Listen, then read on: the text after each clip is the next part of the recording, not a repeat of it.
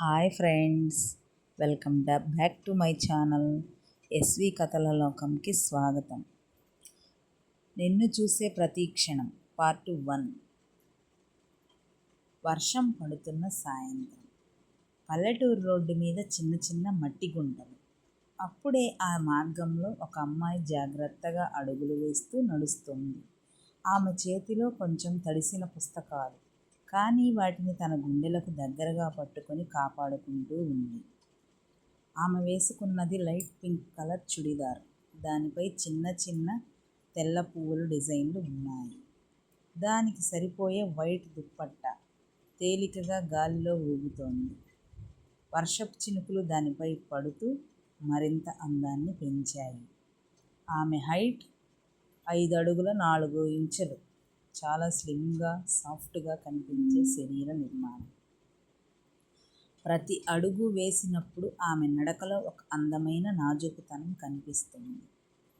ఆమె రంగు గోధుమ వర్ణం, కానీ వర్షం తడిసిన తర్వాత ఆ రంగు మరింత మెరిసిపోతోంది. గోధుమ రంగులో ఒక సహజమైన కాంతి ఉంటుంది కదా, అదే ఆమె ముఖంలో వెలుగుతోంది.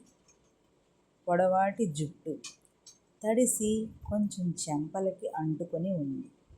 కొన్ని జుట్టు తంతులు ఆమె ముఖాన్ని ముద్దాడుతున్నట్టు ఉన్నాయి. ఆమె పెద్ద కళ్ళు, ఆ కళ్ళలో కొంచెం జాగ్రత్త, కొంచెం అమాయకత్వం. ఆమె పెదవులపై చిన్న నవ్వు. అది ఎవరి కోసం కాదు, తనలో తానే మెల్లగా నవ్వుకుంటున్నట్లు. అప్పుడే ఆ అమ్మాయి చేతిలో పుస్తకాలు పట్టుకొని జాగ్రత్తగా నడుస్తోంది. అప్పుడు సడన్గా ఒక బ్లాక్ కార్ స్పీడుగా వస్తూ ఉంటుంది. అయితే అక్కడ గుంటలో ఉన్న మురికి నీళ్లు ఆ అమ్మాయి మీద చల్లి వెళ్ళిపోతుంది. వర్షం కాస్త ఎక్కువైంది. గాలి కూడా ఎక్కువగా వీస్తుంది. ఆ అమ్మాయి చేతిలోని పుస్తకాలు ఒక్కసారిగా నేలపై జారి పడిపోయాయి. మట్టి నీళ్లు వందరగా చుట్టూ పాకాయి. అప్పుడు ఆ అమ్మాయి కింద పడిన పుస్తకాలు తడిచిపోయి ఉంటాయి. పాపం, అలా తడిచిన పుస్తకాలు చేతిలోకి తీసుకుంటూ చాలా బాధపడుతుంది. కారు లోపల మిర్రర్లో ఆమె కనిపిస్తుంది, ఆ అబ్బాయి. అయితే ఆమె చేతుల్లో తడిసిన పేజీలు, ఆమె ముఖంలో బాధ, అమాయకత్వం. అలా ఆ అమ్మాయిని చూసి ఆ అబ్బాయి కళ్ళు ఒక్కసారిగా సీరియస్ అవుతాయి. ఒక్క నిమిషం కూడా ఆలోచించకుండా కారు డోర్ ఓపెన్ చేసి బయటికి దిగుతాడు.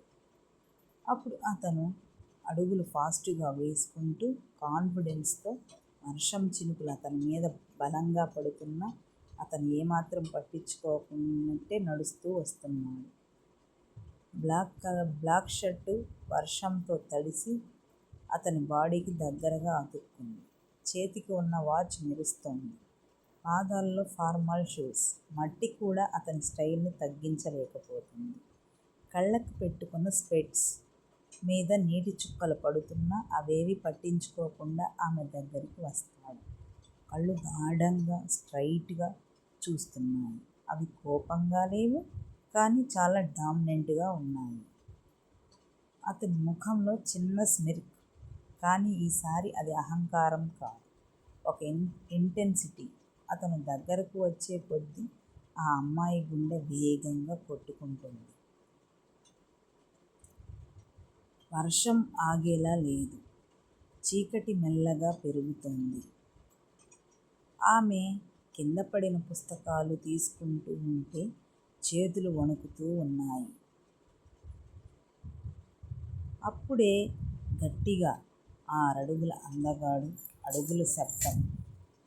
అప్పుడు ఆమెకి భయంతో గుండె ఒక్కసారిగా బలంగా కొట్టుకుంది. మెల్లగా తల ఎత్తి తనను ఆమె వైపు నడుస్తూ వస్తున్నాడు.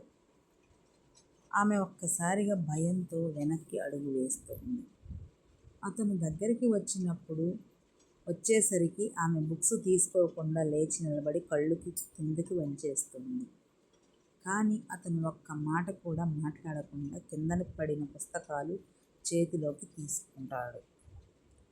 అప్పుడు చందన, వద్దు, నేను తీసుకుంటాను అని చెబుతోంది. కానీ అతను అవేమీ పట్టించుకోడు. అన్ని పుస్తకాలు తీసి బలవంతంగా ఆమె చేతిలో పెట్టేస్తాడు. ఆమె చేతులు వణుకుతాయి. అతను మాత్రం ఆమె వైపు అలాగే ఆమెను చూస్తూ, అతను కొంచెం కోపంగా, సీరియస్గా, చూడు, ఇలా భయపడేదానివి ఇంత నైట్ బయటికి రావడం అవసరమా అని అంటాడు. ఆ మాట వినగానే ఆ అమ్మాయి ఇంకా ఎక్కువగా భయపడుతూ కళ్ళల్లో నీళ్లు కమ్ముకుంటాయి.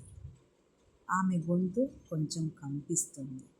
హే, ఇప్పుడు నేను ఏమన్నాను అని ఇలా ఏడుస్తున్నావు?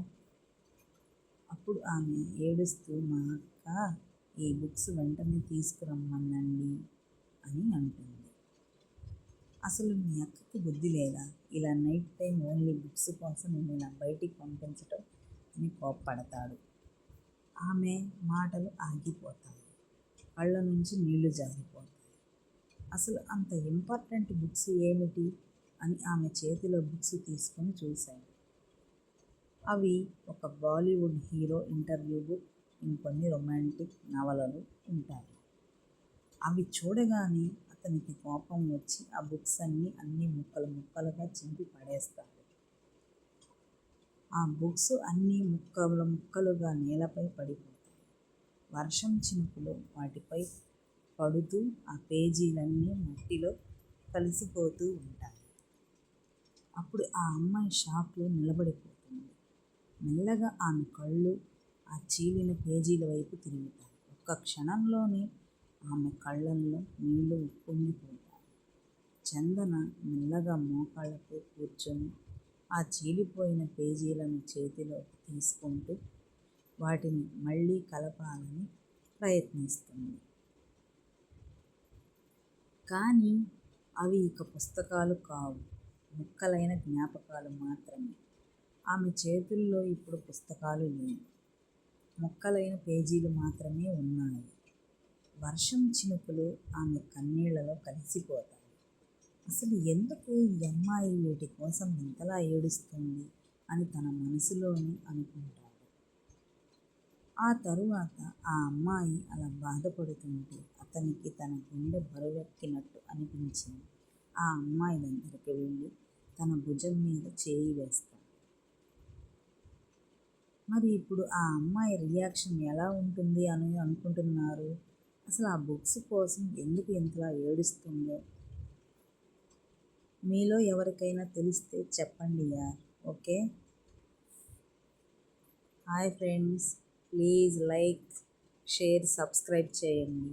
మమ్మల్ని, మా ఛానల్ని సపోర్ట్ చేస్తూ ఆదరించాలని కోరుకుంటూ, నా ఫ్రెండు నేను కలిసి పెట్టిన ఛానల్ని మరింతగా సపోర్ట్ చేయండి ప్లీజ్ ఫ్రెండ్స్. బాయ్ ఫ్రెండ్స్, రేపు మళ్ళీ ఇంకొక ఎపిసోడ్తో కలుద్దాం.